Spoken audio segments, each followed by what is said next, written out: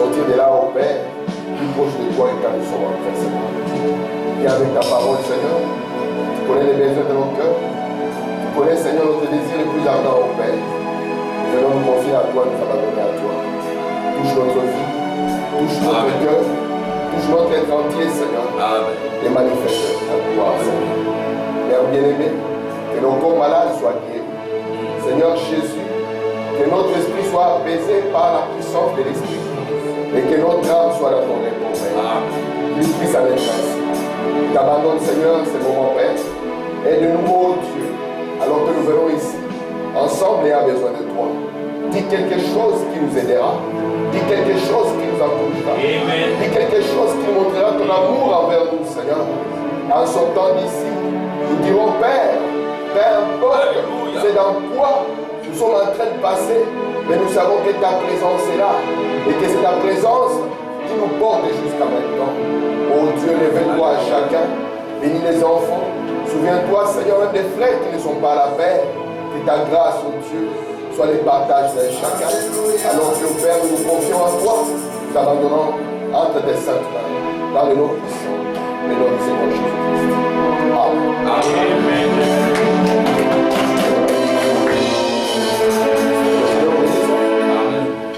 Nous allons rapidement de la parole comme le temps est avancé. Nous allons lire dans Apocalypse chapitre 6. Commençons ensemble au verset 12. Je regardais quand il ouvrit le 6e sceau. Il eut un grand tremblement de terre. Le soleil devint noir comme un sac d'écrin. La lune entière devint comme du sang. Et les étoiles du ciel tombèrent sur la terre, comme lorsqu'un figuier secoué par un vent violent jette ses fils vertes. Le ciel se retira comme un livre qu'on roule, et toutes les montagnes et les îles firent remuer de leur place.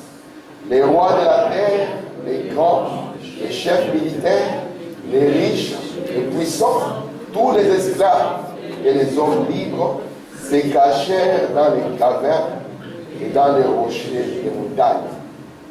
Il disait aux montagnes et aux rochers, tombez sur nous et cachez-nous devant la face de celui qui est assis sur le trône et devant la colère de l'agneau. Car le grand jour de sa colère est venu, qui peut subsister. Amen. Amen. Que Dieu ajoute des bénédictions à la lecture de sa parole. Amen. Vous pouvez vous asseoir. Je vous salue tous au nom du Seigneur Jésus-Christ. Amen. Je remercie le Seigneur pour l'occasion que nous avons de continuer cette étude que nous sommes en train de faire. Vous savez, c'est une étude qui n'est pas facile, mais Dieu nous fait grâce d'y avancer. Je crois que par la grâce de Dieu, aujourd'hui encore, nous allons tirer quelques bénéfices de la parole. Amen. Est-ce que vous allez bien? Amen. J'espère que ceux qui n'étaient pas là ont eu le temps de suivre un peu les vidéos pour que je puisse savoir comment les en faire. Parce que, ça, comme Frère Samuel dit, ça demande de s'accrocher. Amen. Mais par la grâce de Dieu, nous allons nous en sortir. Amen. Je vais lire une citation de Frère Branham pour introduire ce que je vais dire. Frère Branham dit ceci dans l'exposé de cet âge de l'Église. Il est en train de présenter les livres qu'il a écrits. Et ce livre s'intitule L'exposé de cet âge de l'Église. Et quand il introduit, et regardez ce qu'il dit. Le présent volume, donc le livre qu'il écrit, même s'il traite de plusieurs doctrines importantes. Amen. Amen. Nous avons dans la parole des doctrines qui sont des doctrines importantes, telles que la divinité, virgule, le baptême d'eau. Comme on dit, ce sont des doctrines importantes. Amen. Le baptême d'eau est une doctrine importante. Amen. Pourquoi? Parce que c'est un modèle que Jésus a établi. Amen. Lorsque Jésus est venu, parce que lorsqu'on parle de la divinité, le but est que la divinité vienne à vous. Amen. Parce que l'homme, quand il était avant la chute, la divinité était à lui. Mais la chute, c'est qu'on a appelé On a dit à Adam, le jour où tu mangeras, ces jours-là, tu mourras. Or, quand Adam a mangé, sœur Natacha, Adam n'est pas mort. Parce que la mort dont Dieu parlait n'a rien à voir avec la mort des hommes. Amen. La mort signifie une séparation. Amen. Et quand l'homme est tombé, il a été séparé de la divinité. Et Jésus, quand il est venu, il nous a montré le premier modèle pour que la divinité revienne vers l'homme. C'est pour cela qu'il a commencé d'abord par le baptême d'eau. Et une fois que cela a été accompli, c'est là où maintenant la divinité est descendue sur Jésus. Là où le Père a dit, voici mon Fils bien-aimé, en qui je me plais d'habiter. Et quand les apôtres sont venus, après, ils ont gardé le même modèle. Amen. Amen. Amen. Pierre a prêché, il a dit aux gens, répentez-vous. Et Frère Branham nous dit, la repentance fait partie du message de la véritable Église. Amen. Et doit dire aux gens, il est temps maintenant de changer de pensée. Amen. De venir au renouvellement de la pensée. Amen. Et Pierre a dit, répentez-vous et soyez baptisés. Jésus ne pouvait pas se repentir parce qu'il était venu par la volonté de Dieu. Amen. Amen. Mais il a montré que malgré qu'il n'avait pas besoin du baptême, c'était une doctrine importante. Amen. Amen. Et une fois que vous êtes baptisé correctement, que vous vous êtes repenti correctement, alors automatiquement, cette doctrine importante de la divinité viendra vers vous. Et lorsqu'elle vient vers vous, elle va changer votre être. Amen. Elle va changer votre vision de la vie. Amen. Elle va changer votre pensée sur les choses. Amen. Amen. Parce que si vous n'avez pas la divinité en vous, vous aurez les mauvaises priorités. Je vous dis la vérité. Vous n'allez pas voir les vraies choses de la vie. Vous allez penser que le bonheur, c'est avoir l'argent. Or, toute personne qui a l'argent n'a pas le bonheur nécessairement. Allez dans les villages africains, vous allez trouver des gens avec des sourires alors qu'ils n'ont rien. Et la première chose que vous allez vous poser la question, comment ils sourient? William Branham dit, quand je suis entré dans le mariage, je n'avais pas grand-chose. Et j'ai compris que le bonheur ne se chiffre pas dans la quantité de ce qu'on a, mais dans la satisfaction de ce que Dieu vous donne. Amen. Si vous n'êtes pas satisfait avec ce que Dieu vous donne, même si on vous donne 1 milliard, vous ne serez pas heureux. Vous direz pourquoi le voisin, lui, il a 2 milliards. Mais soyez déjà content avec le 1 milliard. Parce qu'il y a d'autres personnes qui ne l'ont pas. Amen. C'est pour cela que le bonheur, c'est quand la divinité vient en vous. Amen. Si vous regardez Jésus en termes de matériel, il n'avait pas grand-chose. Mais il n'y a jamais vécu un homme plus grand que Jésus sur la terre. Amen. Amen. C'est ce qu'il faut me dire. Amen. Amen. Pourquoi? Il avait la divinité en lui et il pouvait voir les choses réelles. Est-ce que vous comprenez ça? Amen. Amen. Vous allez penser que le bonheur, c'est rouler dans une voiture qui est neuve. 10 ans plus tard, cette voiture sera vieille. À l'époque de Frère Branham, les gens sont battus pour les voitures. Aujourd'hui, si on vous propose cette voiture de cette époque, même gratuitement, vous direz non. Je vais me taper la honte dans les quartiers. Il n'y a rien de réel sur cette terre. Cette terre, en réalité, c'est un cauchemar. Très bien. Vous avez soif de ceci. Une fois que vous l'avez, automatiquement, maintenant, vous avez soif d'autre chose. Mais vous pensez que quand je vais avoir ça, ça sera le bonheur parfait. Amen. Amen. Les gens traversent la Méditerranée et se disent, une fois que je mets le pied en Occident, mes problèmes sont finis. Ce qui résout vos problèmes, c'est quand la divinité est en vous. Amen. Parce que la vie sur la terre, ce n'est que des problèmes. Même si vous êtes un milliardaire, vous aurez vos propres problèmes. Parfois même des problèmes que l'argent ne peut pas résoudre. Amen. Amen. Mais si vous êtes avec Dieu, peu importe le problème, il vous fera traverser l'épreuve. Il vous portera quand le problème sera là. Amen. Et Branham dit, malgré que ces doctrines soient importantes, maintenant il présente ceci. Il dit, il est question dans les chapitres 1 à 3 de l'Apocalypse, a pour but principal, donc le présent volume, le but principal est de fournir une étude détaillée des 7 âges de l'Église. Cette étude s'impose comme préalable à celle du reste de l'Apocalypse. Donc si vous ne comprenez pas les chapitres 1 à 3, le reste sera compliqué. C'est pour ça qu'ici, j'ai pris le temps de présenter les chapitres 1 jusqu'au chapitre 3. Regardez, car des âges sortent les sceaux, des sceaux sortent les trompettes, Alléluia. des trompettes sortent les coupes, tel l'éclatement initial d'une chandelle romaine. Donc nous avons les âges, nous avons les sceaux, nous avons les trompettes et nous avons les coupes. Amen. Vous savez que le livre d'Apocalypse, ce n'est pas pour tous, hein? Amen. Il est pour une catégorie de gens éclairés. Amen. Les véritables éliminés Oui. par la lumière éternelle de Dieu. Oui. Amen. Amen. Regardez.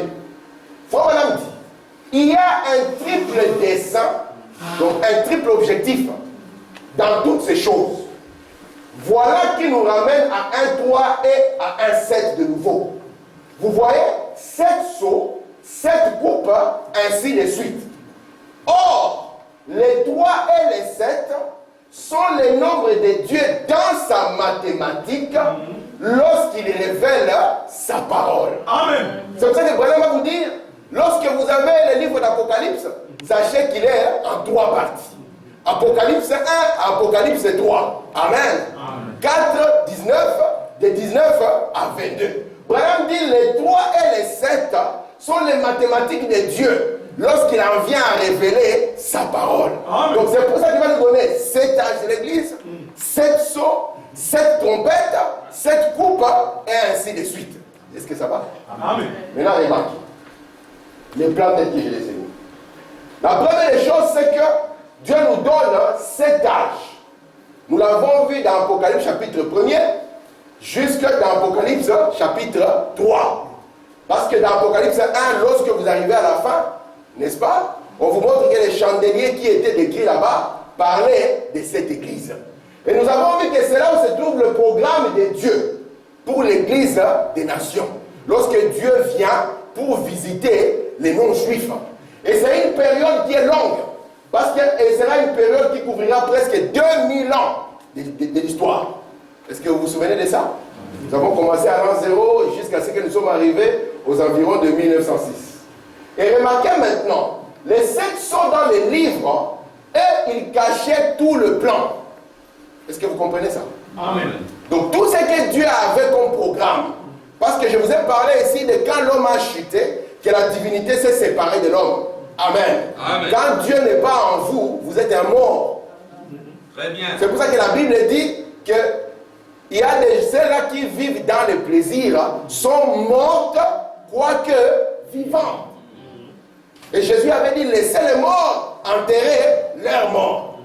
Parce que si Dieu n'est pas en vous, amen, automatiquement vous êtes un mort. Parce que Dieu, c'est lui qui est la vie. Amen. Et c'est lui qui est la vraie vie. Amen. Amen. La vie naturelle ici n'est que l'ombre de la vraie vie. Et la vraie vie, vous l'atteignez lorsque Dieu vient vers vous. Est-ce que vous comprenez ça? Amen. Amen. Regardez maintenant.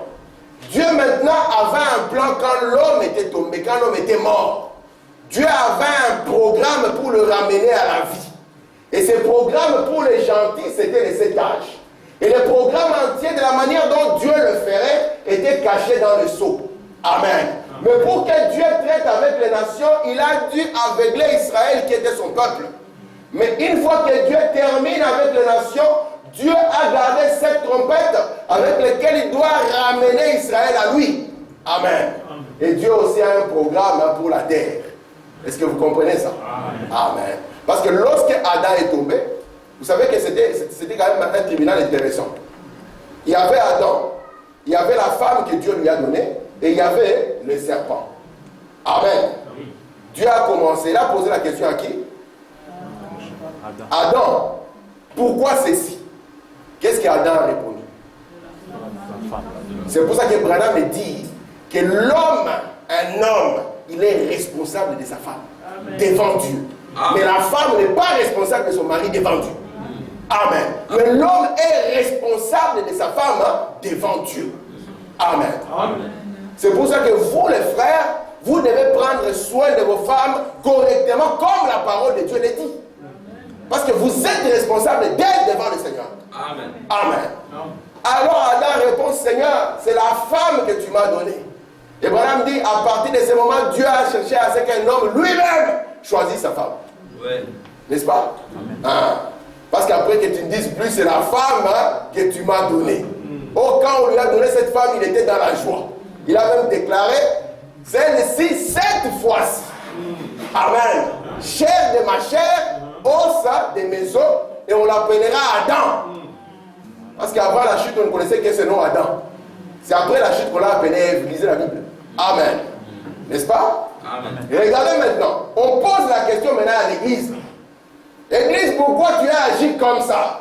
L'église, Seigneur, c'est le diable. Amen. Est-ce que Dieu a posé la question au diable? Parce qu'il connaît la nature de Satan. Amen. Il n'a même pas discuté avec lui. Et Dieu a fait tomber une sentence sur la terre. Il a montré à la femme qu'elle accouchera dans la douleur, n'est-ce pas? Et puis il a dit à Adam, parce que Dieu a une manière de punir l'homme. Il n'a pas frappé Adam, n'est-ce pas? Il a dit à cause de toi, la terre est maudite. Ouais. Alors Dieu devait s'occuper et de l'homme et de la terre.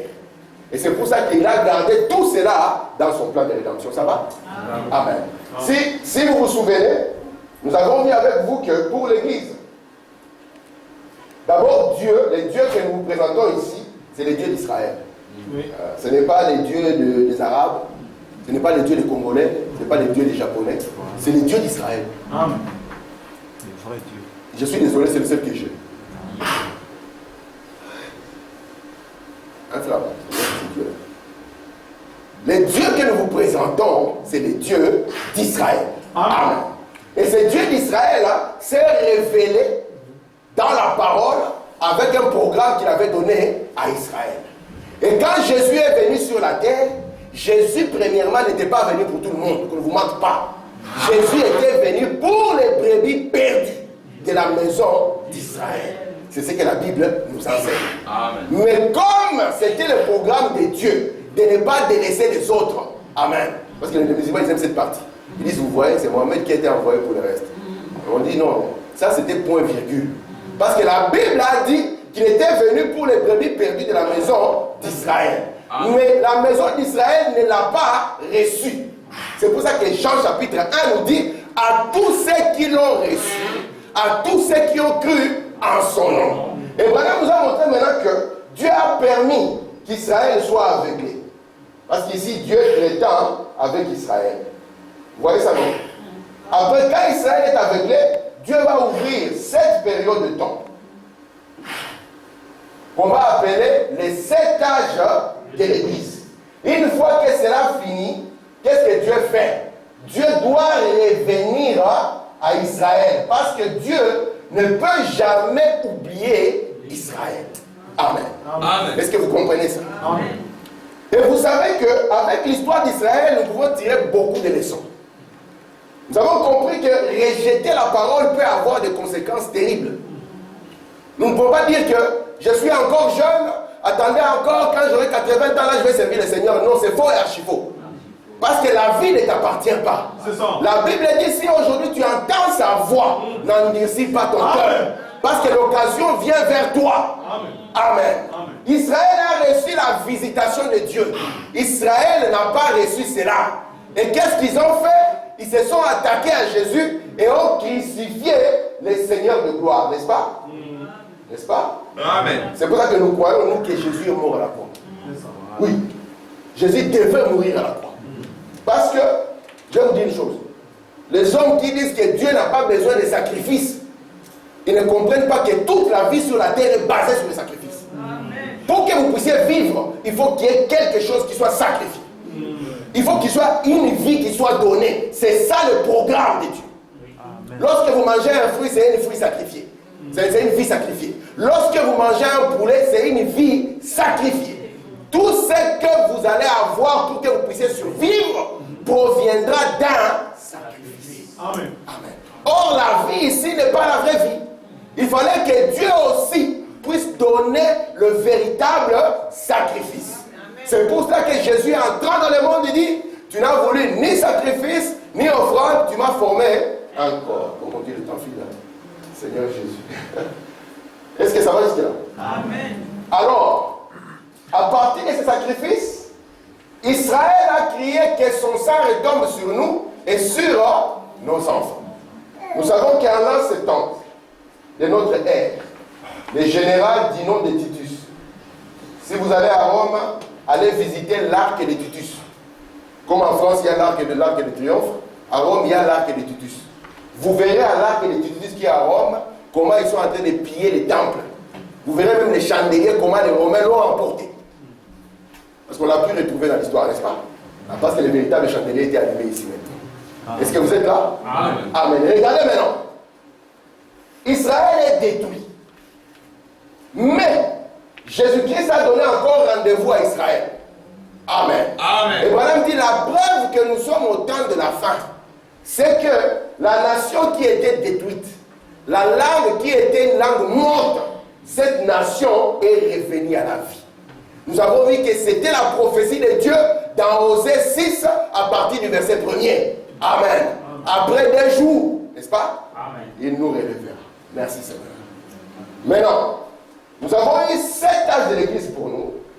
Et nous avons parcouru ce que Dieu a fait ici en regardant la révélation dans le 1er jusqu'au 4e jour.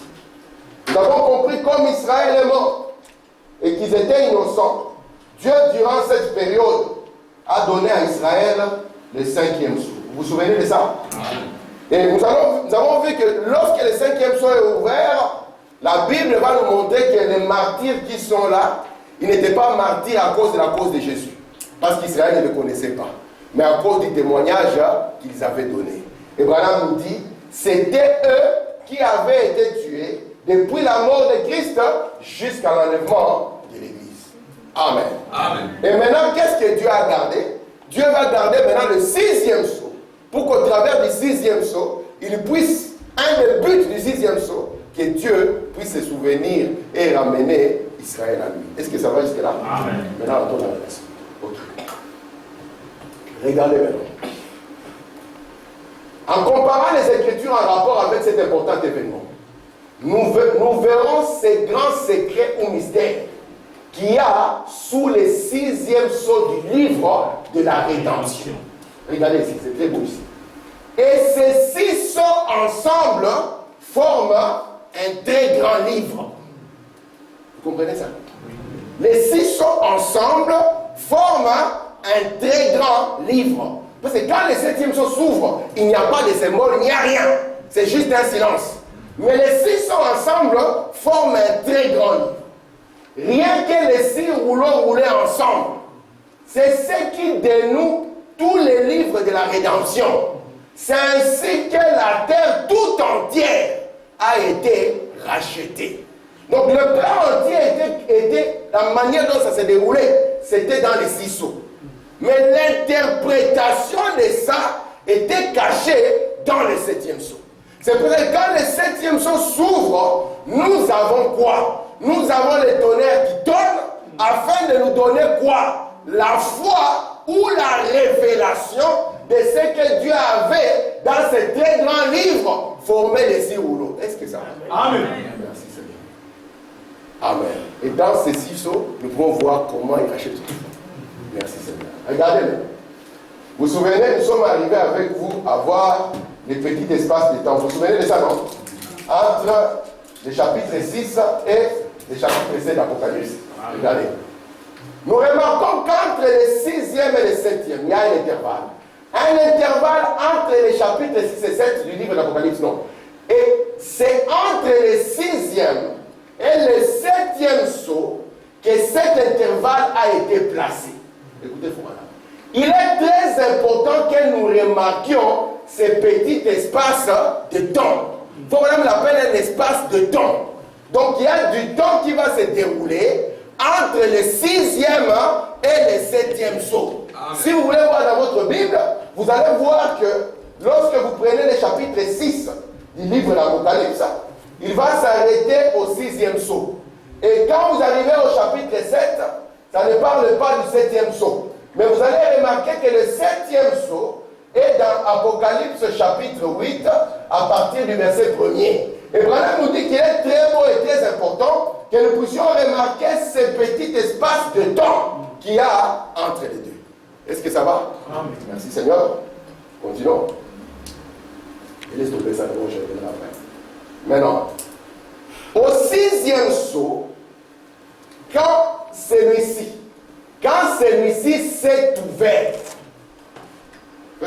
soit il s'est ouvert, soit il ne s'est pas ouvert. Branham nous dit ici, quand le 6e saut, quand celui-ci s'est ouvert, la persécution a frappé les Juifs de façon littérale. Est-ce que ça va venir ou c'est dans le passé? Nous avons vu la persécution frapper les Juifs sur le plan littéral. Branham nous dit que c'était la conséquence de quoi? C'était la conséquence de l'ouverture du 6e saut. Et vous savez que quand le 6e saut s'est ouvert ici, si la voie n'avait pas arrêté le 6e saut, parce que c'est le saut du jugement, c'est la terre qui allait être détruite. Amen. Mais Dieu a dit, arrêtons les vents qui commençaient à déferler sur la terre. Est-ce que ça va? On continue. Entre le 6e saut et le 7e saut, s'est passé l'appel de 144 000. Or, c'est là que s'insèrent ces trompettes.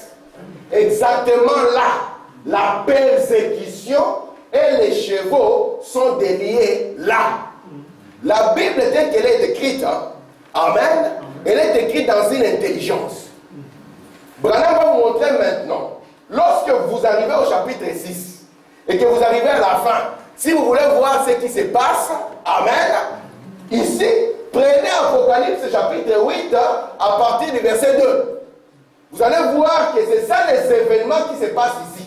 Pourquoi? Parce que Israël, pour qu'il soit rassemblé, ce sont les trompettes qui doivent sonner. Et quand les trompettes sonnent, cela amène des troubles politiques sur la terre.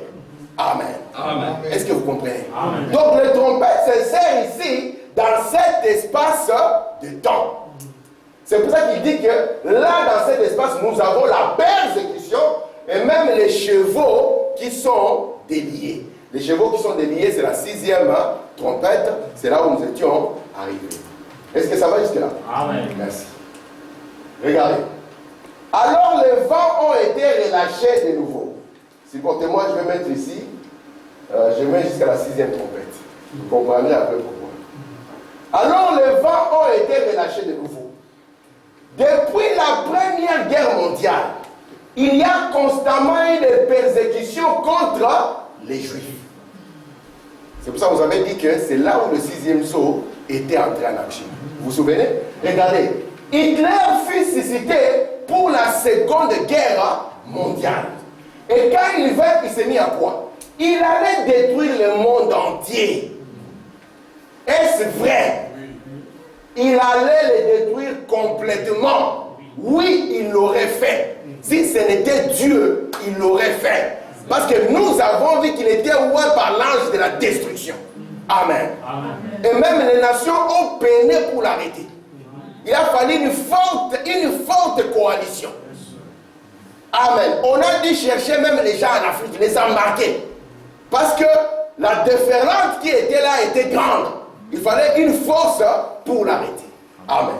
Est-ce que ça va? Amen. Continue. Maintenant, lorsque nous prenons, parce que je suis en train d'entrer dans ma leçon, lorsque nous prenons Apocalypse 9, verset 13, vous savez que le chapitre 8 a combien de versets? Je ne vous dirai plus ça. Le chapitre 9, si nous prenons Apocalypse chapitre 9, verset 1er, c'est la 5e trompette. Apocalypse chapitre 9, verset 13, c'est la 6e trompette. Amen. Est-ce que ça va? Amen. Et regardez maintenant. Notez bien dans Apocalypse 9, verset 13. Il faut maintenant dire, soyez très attentifs maintenant. Sous la 6e trompette, il faut maintenant dire, sous la 6e trompette, notez bien que 200 000 cavaliers qui avaient été liés sur le fleuve Ephrata ont été déliés sous la 6e trompette. Or, il n'y a pas 200 000 cavaliers dans le monde. Pourtant, il y avait 200 000 cavaliers. Notez-les.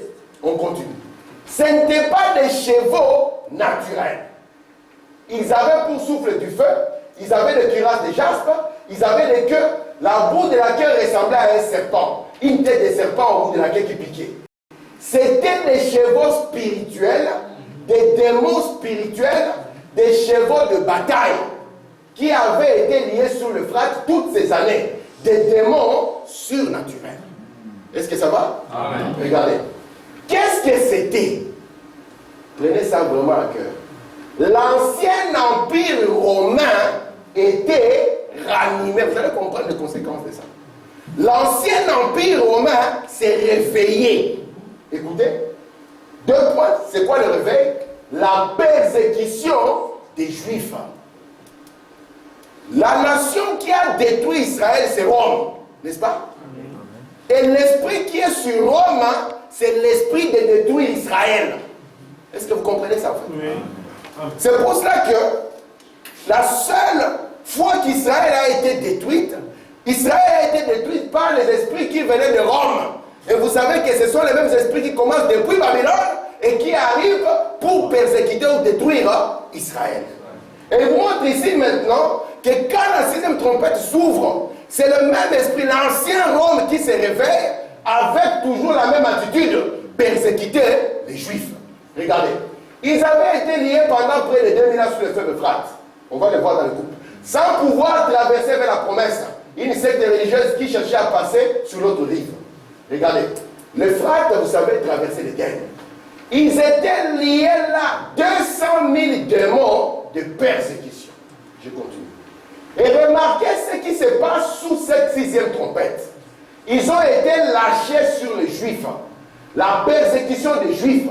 Des démons surnaturels pendant près de 2000 ans qui ont ensuite été lâchés par Staline, Hitler sur les Juifs. La 2e guerre mondiale est intimement liée à la persécution d'Israël.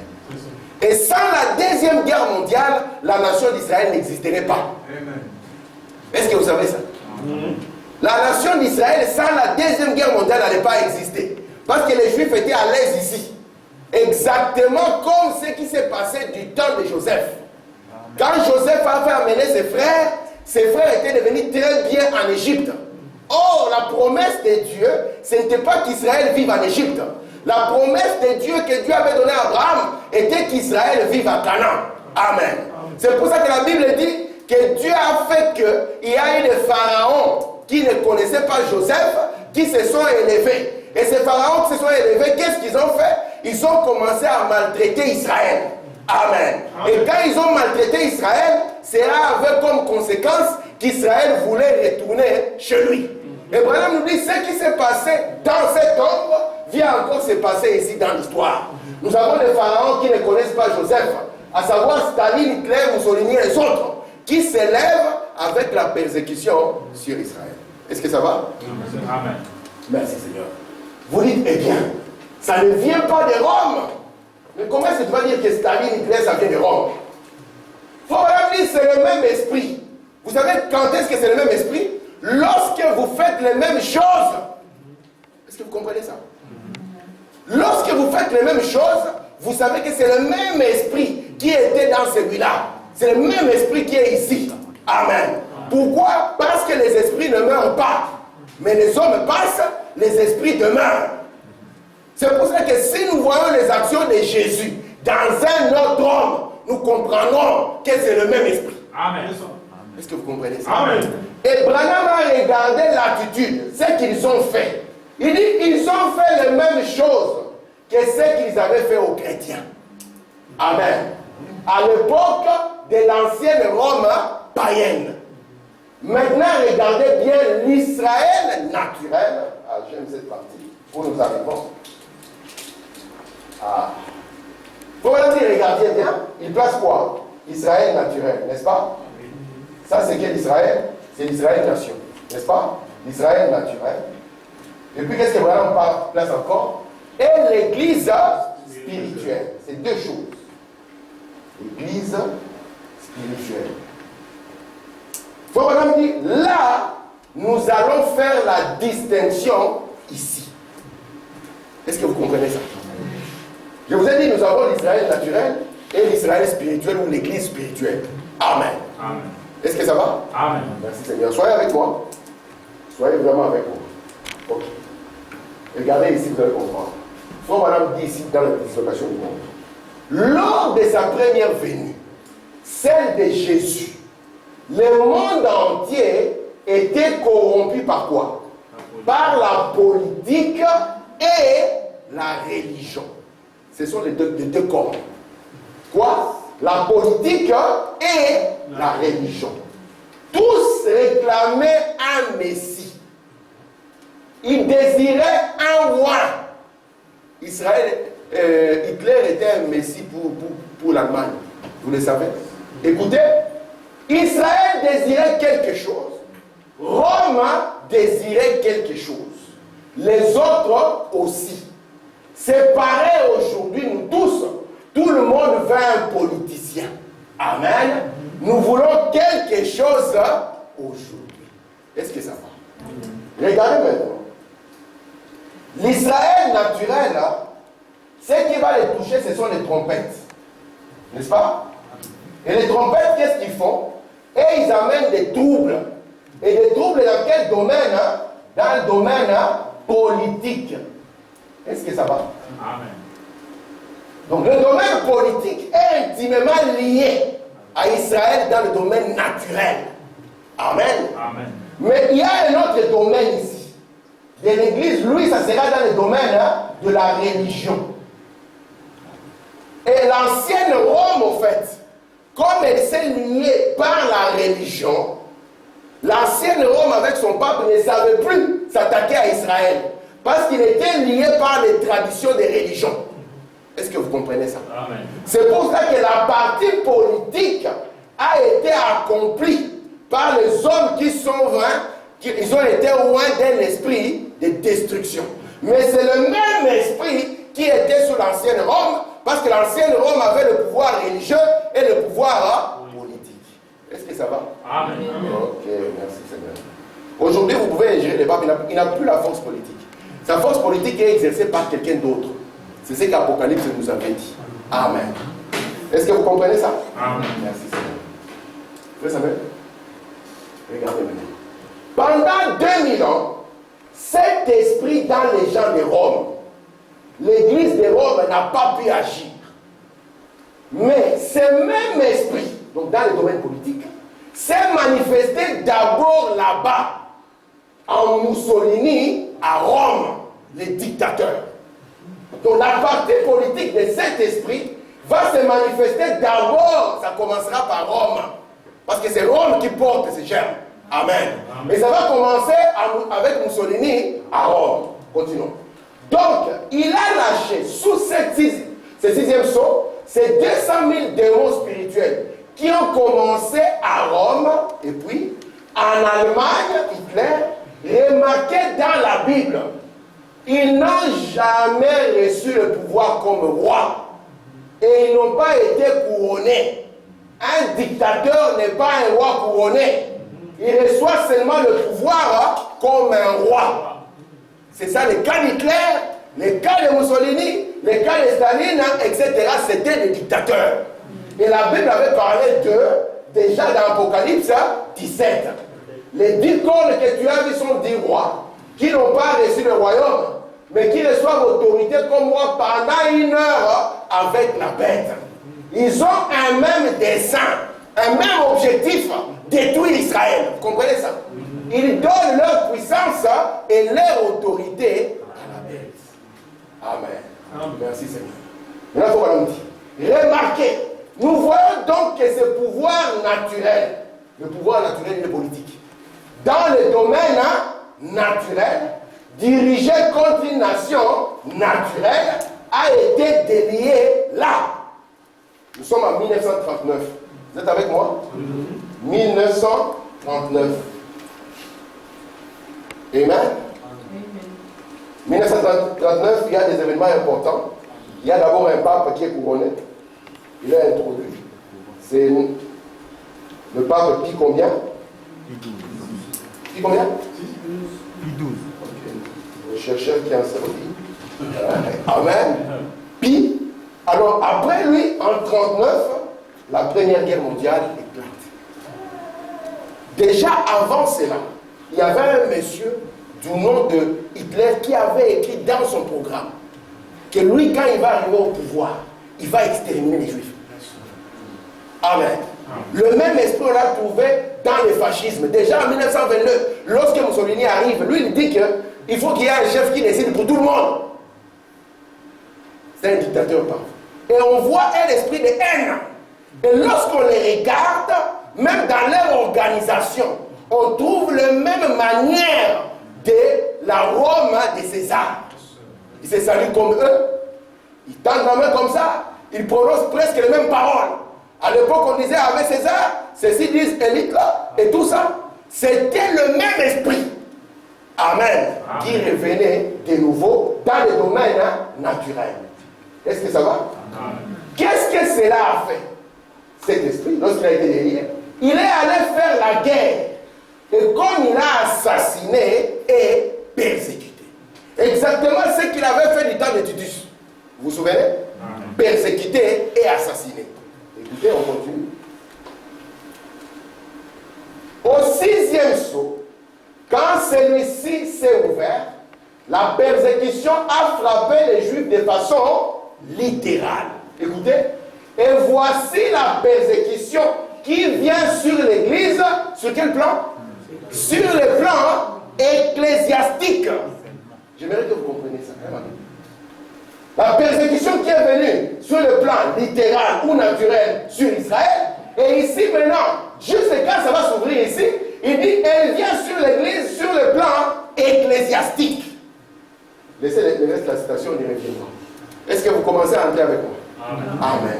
Regardez. Maintenant, dans le domaine ecclésiastique, est-ce que vous, j'espère que Dieu vous ouvrira les yeux sur ceci maintenant. En effet, je suis conscient que ceci ne s'adresse pas seulement à cette église-ci. Cette bande va partout dans le monde. Et mon intention, ce n'est pas de blesser qui que ce soit, mais seulement de dire la vérité. Est-ce que ça commence à devenir un peu clair? Amen. Amen. Nous avons une église spirituelle et nous avons une église naturelle. Amen. Regardez maintenant. Maintenant, dans le domaine ecclésiastique, c'est ouvert. Il faut nous donner la précision. À partir du réveil naturel de l'ancienne Rome, c'est la persécution des Juifs. Vous comprenez ça? Païenne, laquelle s'est lancée sur les Juifs. Écoutez bien. Elle a toujours été l'ennemi de ceux-ci. Amen. Amen. Écoutez, le lion avec ses dents et tout, il écrasait et tuait les gens. Rome a toujours été l'ennemi de Dieu. Et il a été délié le même esprit par les dictateurs du monde. Ça, c'est dans le domaine politique. Écoutez maintenant. En effet, le système religieux, lui, était encore retenu. Voilà qu'il a été délié. Qu'est-ce que ça va? Amen. Continuons. Eh bien, qu'a-t-il fait?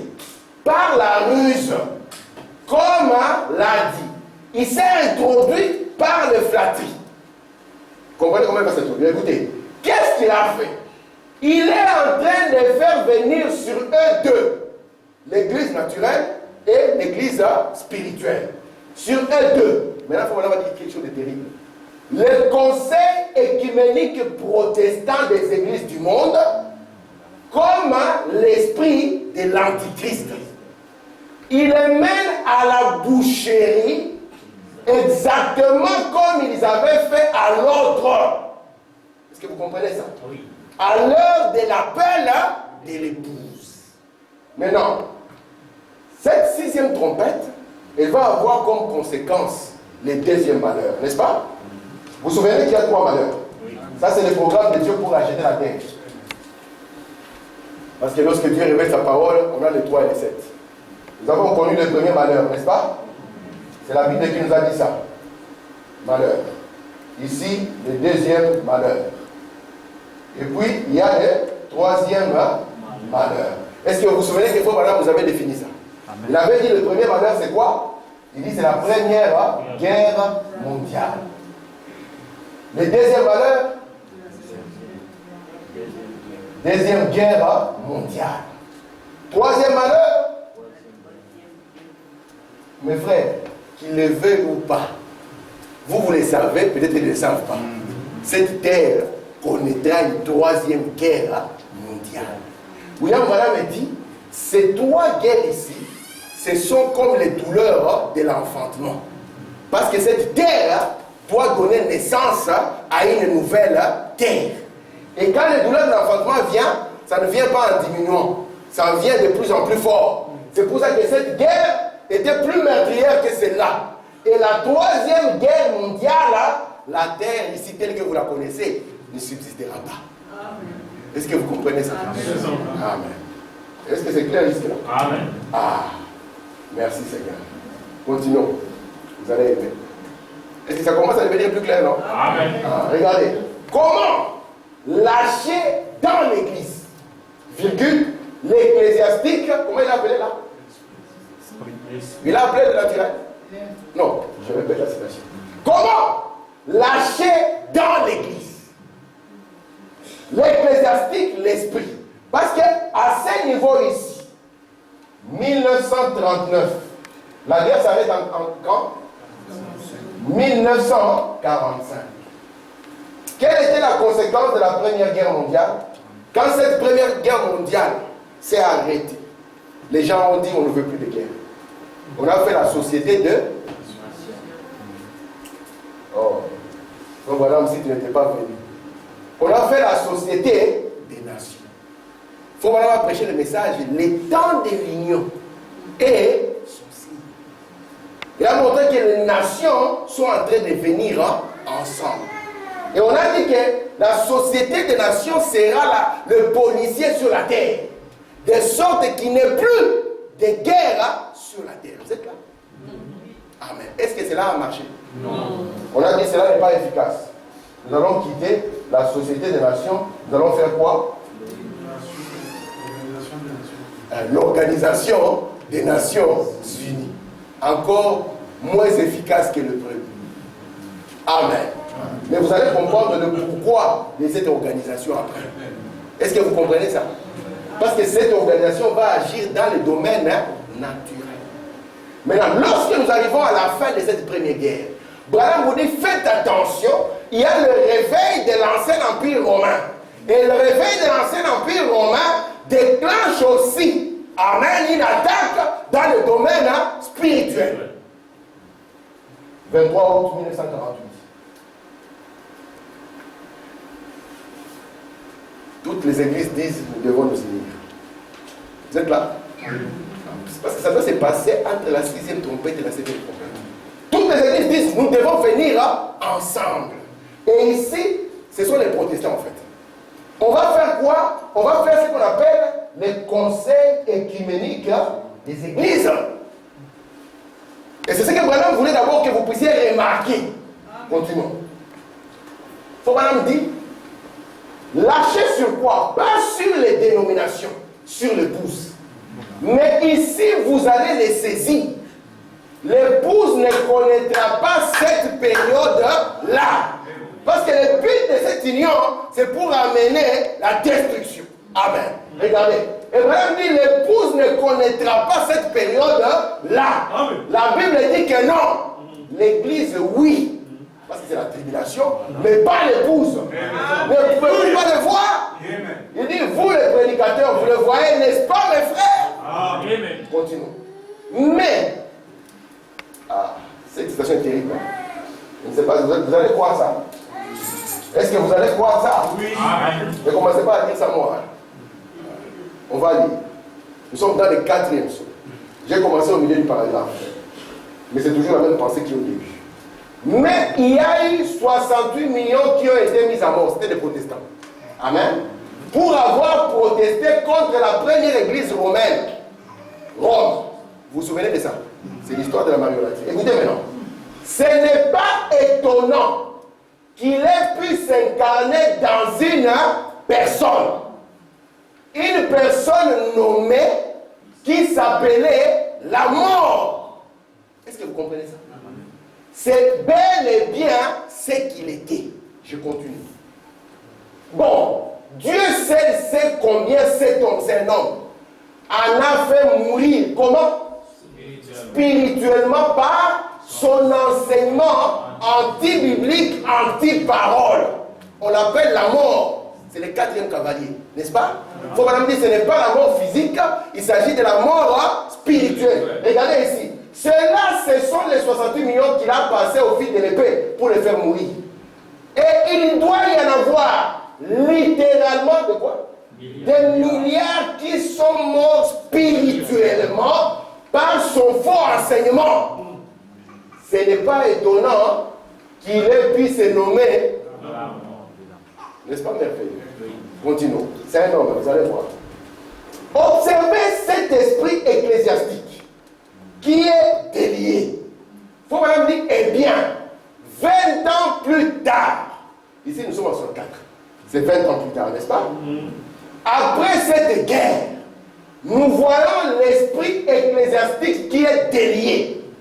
Sur quoi? C'est le 7e saut qui nous le montre, n'est-ce pas? C'est lui qui les fait. Le 7e saut, la 7e trompette pour les Juifs, considérez la lune qui s'obscurcit. Nous sommes en quelle année? Quand la lune s'obscurcit? Au chercheur qui en s'est rendu. On continue. Sous quoi? Le voyez-vous s'est retiré? Vous savez que quand Paul VI est arrivé où? Quand la lune s'est obscurcie. C'est quand Paul VI. Paul combien? Vous voyez que Dieu est bon même dans ses mathématiques. On n'a pas dit Paul 7. Parce que Paul 7 c'est vraiment. Amen. Il dit de prêcher le même message que Paul. Amen. Il faut madame dire, c'est Paul 6. Il dit c'est un faux Paul. Ce qu'il faut madame dire. Il porte un chiffre d'homme. Et quand lui il arrive à Jérusalem, automatiquement, qu'est-ce que nous voyons? La lune qui perd sa lumière. Est-ce que vous vous souvenez? Amen. Il faut madame dire, où sont les élus? Alléluia. Merci Seigneur. Il est cet esprit. Nous pouvons le voir depuis la fin de cette guerre, durant ces 20 ans, comment il a été dédié. Merci Seigneur. Il dit, considérez la lune qui s'obscurcit. Sous quoi? La voyez-vous s'est retirée. Le Fils de l'homme est chassé de l'église. Qu'est-ce que? Une union avec les groupes ecclésiastiques. Ça commence à venir. On continue. Le mouvement écuménique, par le Conseil mondial des églises, a entraîné qui? Les hommes. Vous allez comprendre ce qui est sorti pour le faire. Cette chose-là, ça veut dire quoi? Vous devez renoncer à tous vos enseignements évangéliques et tout. Et comment deux hommes peuvent-ils marcher ensemble s'ils ne sont pas d'accord? Ils ne peuvent pas. Si vous mettez un catholique ici avec un protestant qui vient pour vous évangéliser, le catholique vous dira le chapelet ou rien. Quand on commence mal l'évangélisation, la bagarre commence. Si tu poses la question au protestant, est-ce que tu es sûr que le chapelet c'est la chose? Il te mettra à côté. Non, il ne faut pas commencer. Branham dit, deux hommes ne peuvent pas marcher ensemble. Amen. S'ils ne sont pas d'accord. Dans la parole de Dieu, ce n'était pas des unions des hommes, mais c'était le Saint-Esprit qui amenait le commun accord apostolique. Amen. Et c'est la parole de Dieu. Si toi tu t'unis à la parole, que moi je m'unis à la parole, nous serons un. Est-ce que vous comprenez? Vous me dire, ils ne le peuvent pas. Jésus a dit qu'ils ne peuvent pas. Comment une église, les méthodistes, les baptistes, peuvent-ils marcher ensemble? Mais il y a un but à cela. Comment l'église de Christ peut-elle marcher avec les presbytériens? Comment les catholiques peuvent-ils marcher avec les protestants? Comment peuvent-ils marcher avec les protestants? Mais l'épouse peut marcher avec la parole qui est Christ. Il doit y avoir un accord. Amen. Pas le système ecclésiastique, mais la parole. Amen. Au temps de Jésus, la terre était polluée. C'est comme aujourd'hui, par la politique. Les gens jusqu'aujourd'hui, ils cherchent un Messie qui va les aider dans les domaines politiques. Frère Branham dit, les Russes, ils cherchent un Messie qui sera le premier à arriver à la Lune avant les Américains, à planter les drapeaux. N'est-ce pas? Aujourd'hui, ils en ont un. Il s'appelle Poutine. Lui, il dit, nous sommes à l'avance. Poutine a dit, nous avons les armes que personne n'a. Et bientôt les autres vont les avoir, donc nous devons déjà savoir comment arrêter ces armes, quand ils vont les avoir. Amen. Amen. Hitler était comme un messie pour l'Allemagne. Mais le salut n'est pas dans la politique. Ça finit dans la destruction. Amen. Amen. Parce que William Branham dit que ça, c'est le domaine que Satan a pris. Dans notre domaine, c'est le domaine de la religion. Vous savez que la religion a détruit le monde. Oui. Si vous voulez avoir l'image de la destruction, allez au Congo. Vous verrez ce que la religion a apporté à ces pays. La honte et le chaos. Amen. Amen. Mais il y a une troisième chose qui n'a rien à voir avec la politique et la religion, c'est la parole. Amen. Parce qu'au commencement n'était pas la religion. Non. Au commencement n'était pas la politique. Non. Au commencement n'était pas toutes ces choses. Mais au commencement était la parole. Amen. Et cette parole a été faite chair. Amen. Lorsque la parole est faite chair, vous devenez un avec la parole. C'est pour ça que le pouce peut marcher avec la parole dans une véritable union. Les unions politiques sont des unions sous une mauvaise tête. Montre-moi une seule alliance politique qui tient. Amen. KHFCC. Allons voir où ça finit. Amen. Tout le monde sait que c'est une mauvaise union. Mais si vous vous unissez à la parole, voilà l'union qu'il faut. Est-ce que vous êtes là? Amen. Je prends encore 3 minutes. Hein? Amen. 3 minutes. Pas plus. Là où nous vivons, les esprits ecclésiastiques, qui font quoi? Qui font quoi? Oh, Seigneur. Ah, voilà. Ok. Là où nous vivons, les esprits ecclésiastiques qui s'unissent maintenant et qui conduisent toute cette immense boucherie pour l'extermination, c'est déjà mis par écrit ici dans cette nation maintenant. Ces églises devront être fermées à moins de faire partie de l'organisation. C'est une union, c'est un boycottage tout à fait semblable à la marque de la bête. Merci Seigneur. Amen. Est-ce que ça vous fait du bien? Amen. Nous voyons qu'il y a 2 domaines, n'est-ce pas? Oui. Le domaine politique, c'est l'Israël naturel. Il y a un domaine ecclésiastique, il faut même l'appeler l'esprit. Et dans ce domaine-là, il y a aussi une union. Comme il y a l'union des nations, il doit y avoir l'union des églises.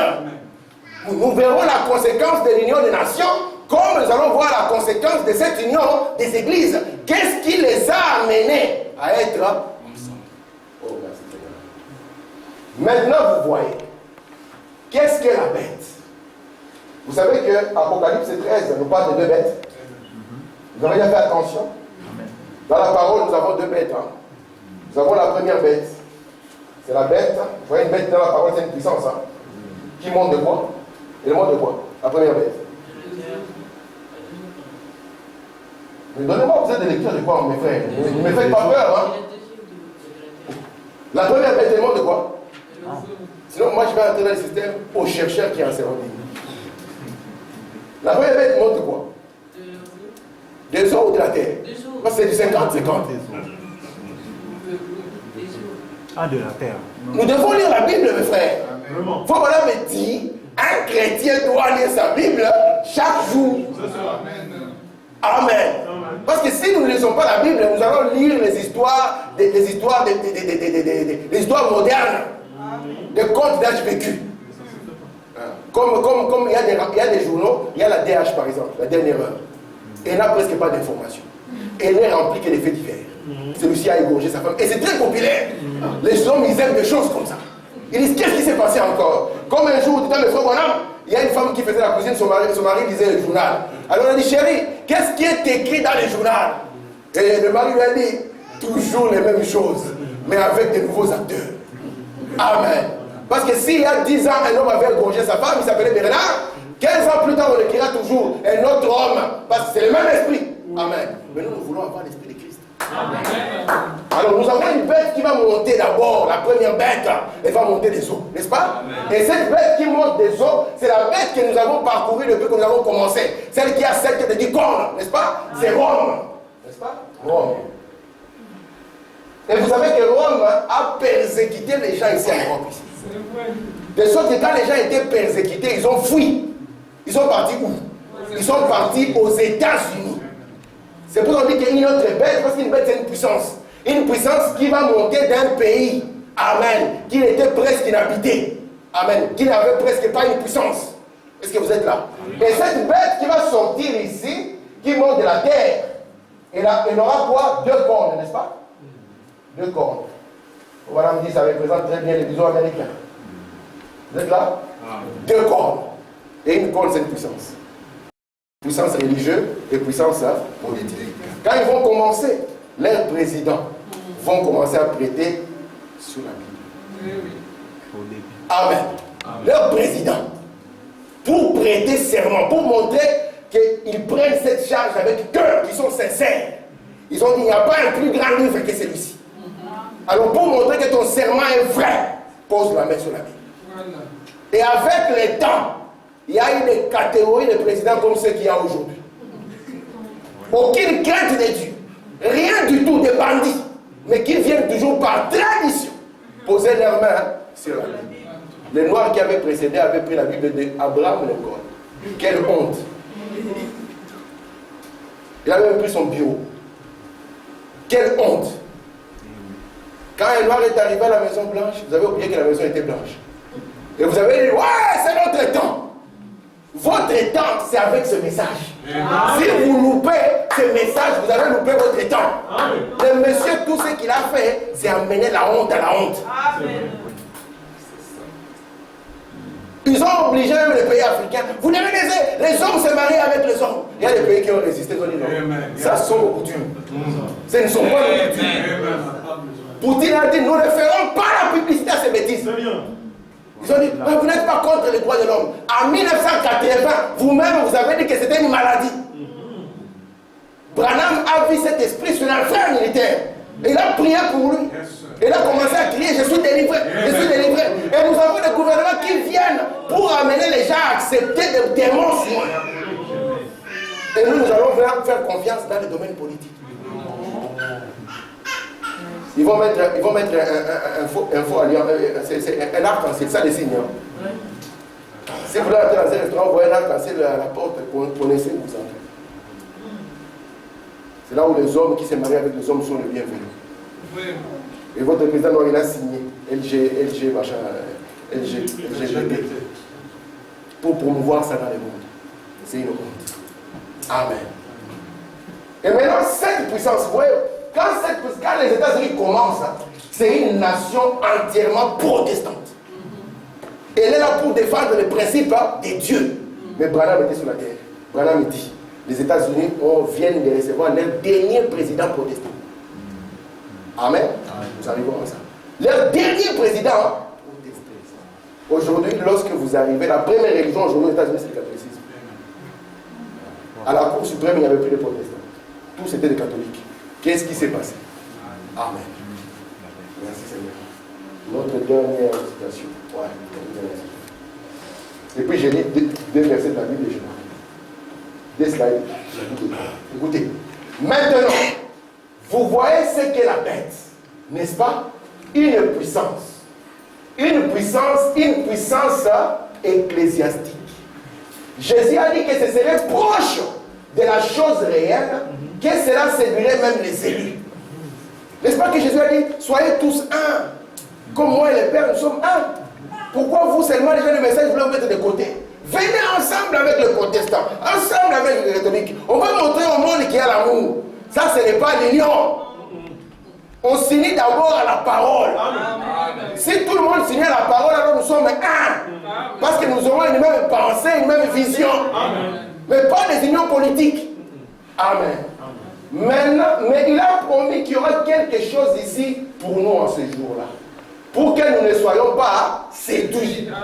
C'est la parole. Amen. Christ doit nous la manifester. Amen. Parce que si Christ ne nous manifeste pas la parole, alors nous serons séduits. Oh, c'est écuménique. On va faire un culte écuménique. Non, non. Un serment, tout le monde sera là. Et même les musulmans, on les invite aussi. Mais Dieu ne peut pas être dans une confusion comme ça. Non. Amen. Lisons l'écriture, c'est ici où nous répartirons. Regardez, le 6e, ici c'est le couple, là je vais introduire le couple à ce qu'ils sont en train d'enseigner. Le 6e verset, quoi? Sur quoi? Vous voyez que la 6e trompette est reliée à la 6e couple. Parce qu'à la 6e trompette, quand elle était déliée, il y avait 200 000 cavaliers qui étaient liés sur quoi? Sur l'Euphrate, n'est-ce pas? Regardez un peu ce qui se passe ici, c'est très beau. Le grand fleuve de l'Euphrate, son eau tarit, afin que les chemins des rois venant de l'Orient furent préparés. On va y arriver. Regardez le verset 13.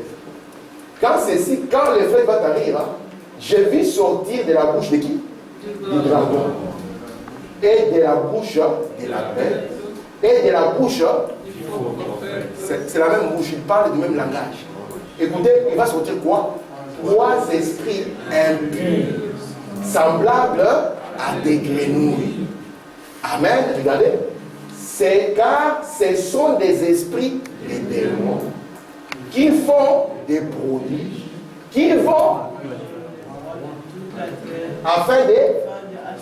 Vous voyez ces mots-là? Vous voyez les unions? Afin de les rassembler pour le combat du grand jour du Dieu Tout-Puissant. Et puis, lorsqu'on commence à les rassembler pour le combat, regardez ce qu'il dit. Voici, je viens comme un voleur. Bon, la parole est parfaite. Et heureux celui qui veille et qui garde ses vêtements, afin qu'il ne soit pas comme un Laodicéen, afin qu'il ne marche pas nu et qu'on ne voie pas sa honte. Regardez les versets. Ils les rassemblèrent dans les lieux appelés en hébreu Armageddon. Que le Seigneur bénisse. Amen. Est-ce que ça a été? Amen. Ok, merci Seigneur. Nous allons mettre debout.